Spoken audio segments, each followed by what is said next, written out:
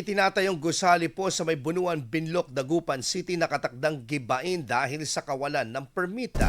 Para sa detalye ng balitang yan, kasama natin Idol Joanna De Vera. 104.7 IFM. Report!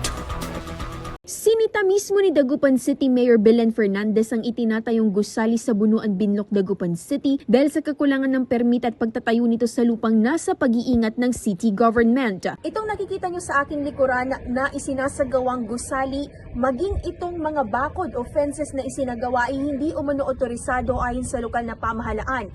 Maging ang City Engineering Office ay hindi pa umano nag-i-issue ng building permit para tuluyang magpatayo sa lugar na ito.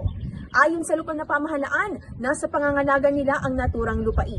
Ilang beses na rin umanong nasabihan ang mga nagpapatayo na hindi maaaring patayuan ng istruktura sa nasabing bahagi, ngunit matigas umano ang ulo ng mga ito. Actually po, naka 3 times na po kaming issue nito, before pa nung nagpapader pa lang ho sila, pero medyo matigas ang ulo po nila. Nabigyan na umano ng abiso ukol sa nasabing illegal na gusali at isinasapinal na ang desisyon para sa demolisyon nito. Binigyang diin naman ng alkalde na dapat sumunod sa kaukulang batas hinggil sa pagpapatayo ng mga gusali, lalo na kung nasa ilalim ng pangangalaga ng gobyerno dahil maituturing itong land grabbing. Ang naturang lupa ay isa sa mga napiling lugar ng city government na patatayuan ng isa sa mga presinto ng Dagupan City Police Office. In fact, this is part of the Proclamation 98.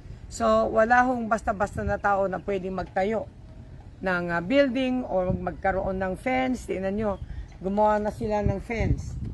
Ano? Even with the permit or the permission of the barangay captain, ay hindi po tayo papayag. Kasama rito sa IFM Dagupan, ito si Idol Joanna De Vera, Tatak IFM.